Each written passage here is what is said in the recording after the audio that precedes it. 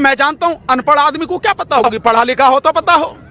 अगर पढ़े लिखे प्रधानमंत्री होते तो जो आपसी सहमति वाली बात है जो कल उन्होंने कही कि किसान जब चाहे एग्रीमेंट से बाहर हो सकता है, प्रधानमंत्री जी मैं बता रहा हूं, आपके लॉ मिनिस्टर है ना रविशंकर प्रसाद, जरा उनके सामने कानून की किताब रख के उनको कहना बता यार क्या है इसमें। उसकी धारा 11 में लिखा है प्रभु कि इसमें इस एग्रीमेंट को केवल आपसी सहमति से ही बदला जा सकता है या उसे खत्म किया जा सकता है, किसान नहीं कर सकता अकेले, ना व्यापारी कर सकते। रविशंकर प्रसाद ये भी कह रहे हैं कि किसानों के अलावा अगर कोई दूसरा आंदोलन जाएगा तो उसके ऊपर कानूनी कार्रवाई कर लो ना, हम करें सीना ठोक के करके लगाओ धारा, तुम्हें पता अरे होने से क्या फर्क पड़ता है यार, मैदान जंग में है यार, इनसे कौन घबराता है। 1998 में मेरे पास मुकदमा, मेरे खिलाफ मुकदमा हुआ 21 साथियों के खिलाफ, 5 साल बाद सरकार ने वापस ले लिया, इससे क्या फर्क पड़ता है। क्या इस मुकदमे के डर से हमें वकीलों को डराओगे? तुम्हें शर्म आनी चाहिए, वकील अगर डर गया तो फिर कैसे काम चलेगा।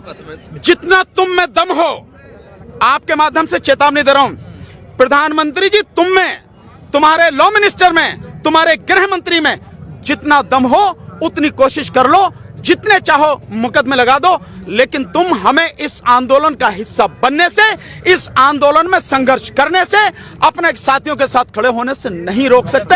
हम जीवन के अंतिम सांस तक लड़ेंगे। ना ना, कानून हम क्या समझे, कानून तो मोदी जी समझे। जो मोदी जी ये कह रहे थे ना कि भाई इसमें किसान की फसल अगर बर्बाद हो जाएगी तो किसान की फसल बर्बाद होने पर भी व्यापारी किसान को उसकी कीमत देगा।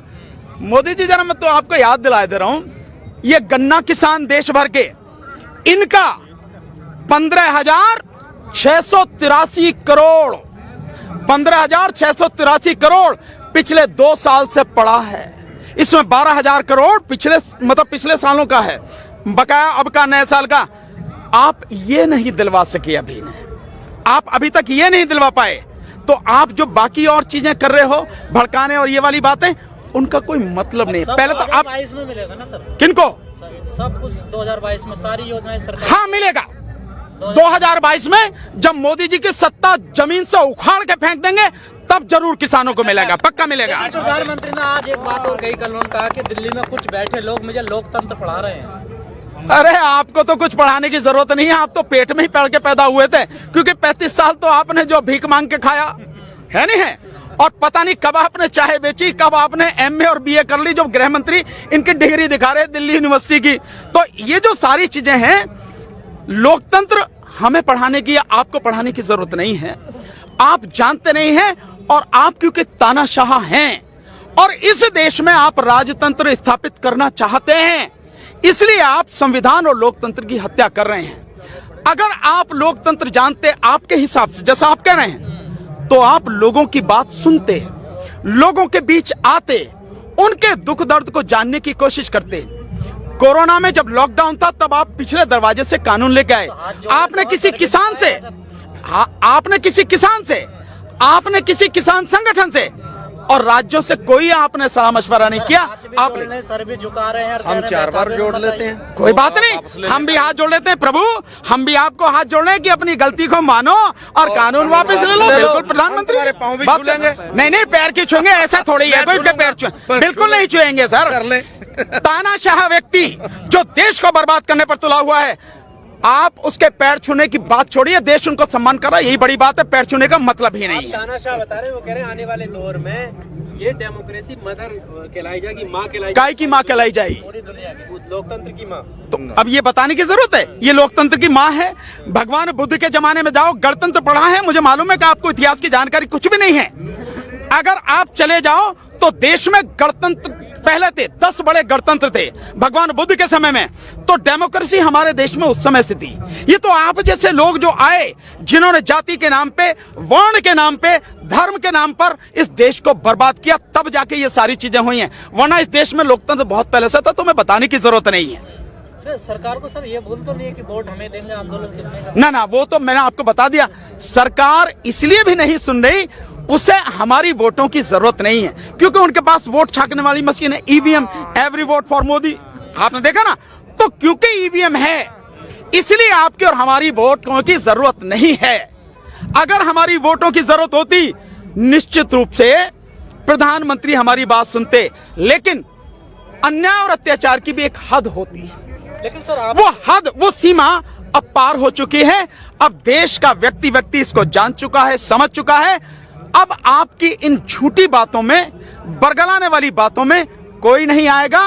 और अब उसका लक्ष्य केवल एक ही है, देश को बचाना, और उसके लिए तीनों कानूनों को वापस करवाना, एमएसपी को कानून लेकिन बनाना। सर ये मामला सुप्रीम कोर्ट में भी क्या लग रहा है सर आपको? नहीं, सुप्रीम कोर्ट जो करे करे, हमें इस बात पे कोई विश्वास नहीं है कि सुप्रीम कोर्ट क्या करेगी क्या नहीं करेगी। मैं तो बहुत स्पष्ट रूप से कहता हूं, इस देश की अदालतें वो न्याय के शब्द को भूल चुकी हैं। अदालतों में फैसले होते हैं, न्याय नहीं होते। आप एडवोकेट बिल्कुल एडवोकेट हूं, तभी बता रहा हूं आपको, तभी कह रहा हूं मैं। जितने लोग जेल में पड़े हैं, 60% वो लोग हैं जिन्होंने कोई गुनाह नहीं किया है। जेलों में जाके देखिए आप, जो उन पर सर्वे होते हैं, रिसर्च आती हैं, उन रिसर्च में जाके देखिए आप।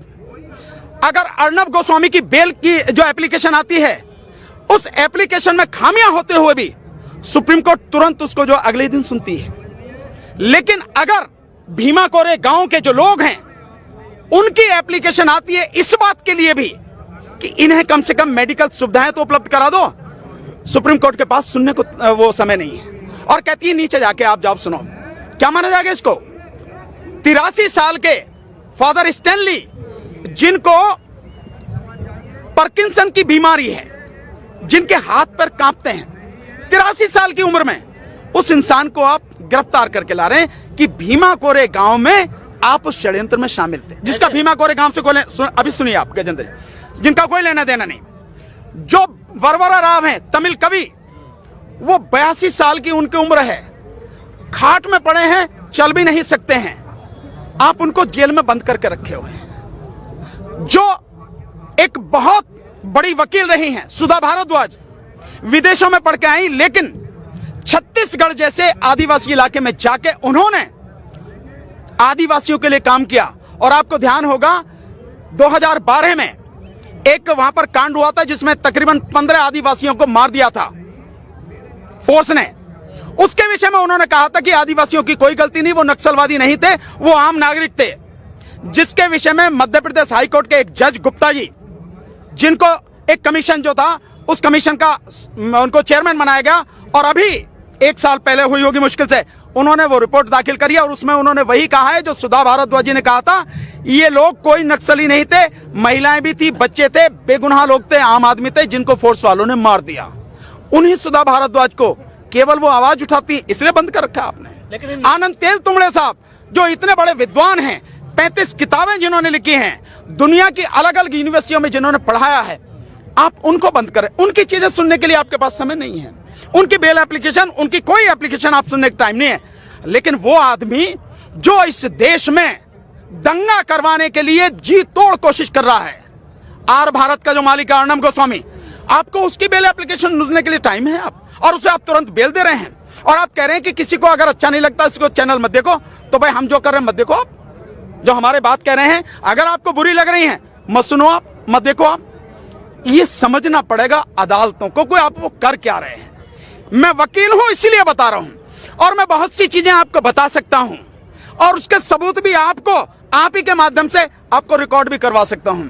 अदालतें केवल नाम की रह गई हैं। अगर अदालतें ईमानदारी से काम कर रही होती, न्याय देने की स्थिति में होती, न्याय करती, संविधान की रक्षा कर पाती, संविधान में जो जिम्मेदारी उन्हें दी गई उसे कर पाती, इस देश में इतना अन्याय और इतना अत्याचार नहीं होता, लोग सड़कों पर नहीं होते। आप कह रहे हैं सरकार तानाशाह हो गई है, अदालत को कोई विश्वास नहीं, तो फिर किससे न्याय मिलेगा आपको? सड़क से। मैंने तो पहले भी कहा था, जब सरकार ही तानाशाह हो जाए, सारे जो संवैधानिक संस्थान हैं सरकार के गुलाम हो जाएं, और अदालतों से भी न्याय न मिले, तो केवल एक ही रास्ता है, जन आंदोलन, सड़क का रास्ता।